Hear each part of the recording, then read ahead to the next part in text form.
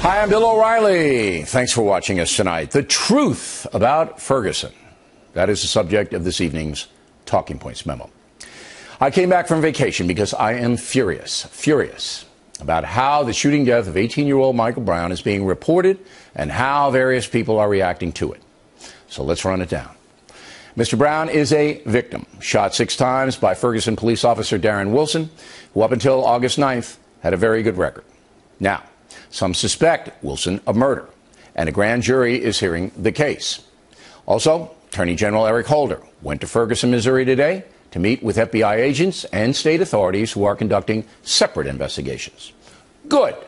The Fed should look into this case, and their investigation should be transparent. That is, Americans should get hard information as it comes out. Which brings us to this video of Mr. Brown stealing from a convenience store and pushing the clerk around. Agitators call the release of the video a smear against Michael Brown and his family, further inflaming the situation. But facts are not smears, and this goes to Mr. Brown's state of mind on the day he was killed. Americans have a right to know what happened leading up to the shooting.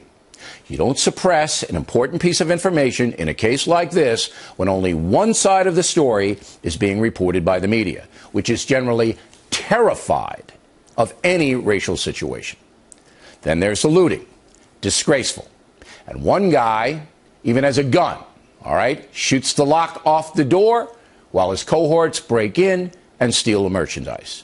It doesn't get any lower than this. The people rioting and looting in Ferguson are dishonoring the memory of Michael Brown and his grieving family. They are insulting them. Again, flat out disgraceful. The Factor has been investigating those arrested. On Monday night, 78 people were taken into custody, and we believe about 30 of them have criminal records. Only four out of the 78 are from Ferguson. Many of the others are troublemakers who just streamed into town. But the liberal media will never report that, nor will they report the true picture of criminal justice in the USA. Instead, NBC News pays Al Sharpton to deliver garbage like this.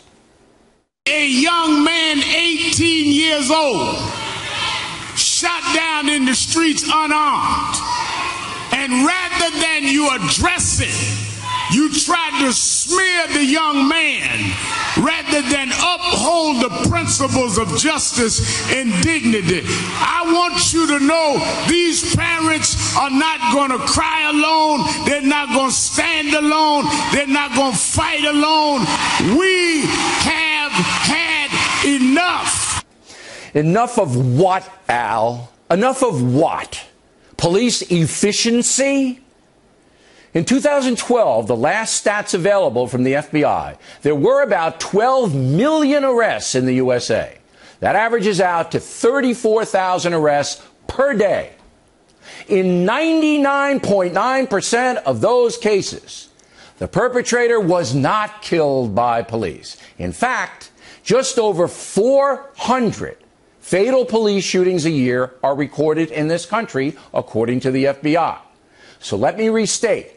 12 million arrests a year, 400 fatal shootings, many of them justified.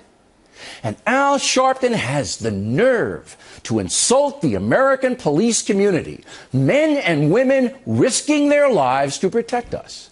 This charlatan has the gall to do that, and NBC News is paying him. My God, why is that acceptable? Also on MSNBC, another agitator said this. There is a war on black boys in this country. In my opinion, there is a war on African-American men. It is an absolutely deplorable situation that the United States, which is supposed to be the greatest nation on earth, sits back and allows black boys to be murdered. Black boys being murdered in the context of Ferguson. Are you kidding me? The truth is that 91% of black homicide victims are killed by other blacks. 91%. Yet that woman tries to mislead folks by accusing American law enforcement of shooting down young black men in the streets. It's beyond belief. What is going on in this story is beyond belief. Yet these people get away with it. And in certain places, they're even respected. Incredibly, Al Sharpton is going to speak at the funeral of Michael Brown on Monday morning. The slogan the racial agitators are using in Ferguson is, "Hands up, don't shoot." They apparently believe that Michael Brown was trying to surrender when Officer Wilson shot him dead. Maybe that's true. We'll find out. But MSNBC put a person on the air who said Mr. Brown was shot in the back. That turns out to be false, according to an autopsy. We also hear today that Officer Wilson has an orbital blowout fracture of his eye socket. The factor has not been able to confirm that, and we do not want to try this case on television. We're only reporting the alleged injury to demonstrate that there will be much more to come in this case. That is why there is an investigation and a grand jury and a trial process. But to the race hustlers, Officer Wilson is already guilty. They've convicted him. Their slogan is, "No justice, no peace." I guess that's lynch mob justice, because those people will never accept anything other than a conviction of murder in this case. They don't really care what happened. They want Officer Wilson punished. And he should be punished if he murdered Michael Brown. If a jury finds Wilson guilty, he should be put in prison for the rest of his life. But Officer Wilson is entitled to the presumption of innocence that we all have under our Constitution, something Al Sharpton will never give him, because Sharpton only cares about his own self-aggrandizement. And if he has to stoke racial hatred to get that, that's what Sharpton will do. I know this man. His record defines him. Yet he has succeeded in bringing his brand of racial grievance to the White House. When President Obama announced his Brother's Keeper initiative, I was there, Sharpton was there.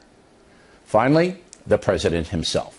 He was completely correct to call for calm in Missouri. That is his job, to lead the nation. But now, the president should step aside and allow his own Justice Department, headed by Eric Holder, certainly sympathetic to Michael Brown, to uncover the facts. As you saw with the O.J. Simpson acquittal, our justice system can be very flawed. But it's all we have. It's the only thing separating us from the anarchy that Al Sharpton and others want to impose. What happened to Michael Brown should never happen to any American. What happened after his death should never happen in this country. But it is happening. And only the truth will overcome the chaos. And that's a memo.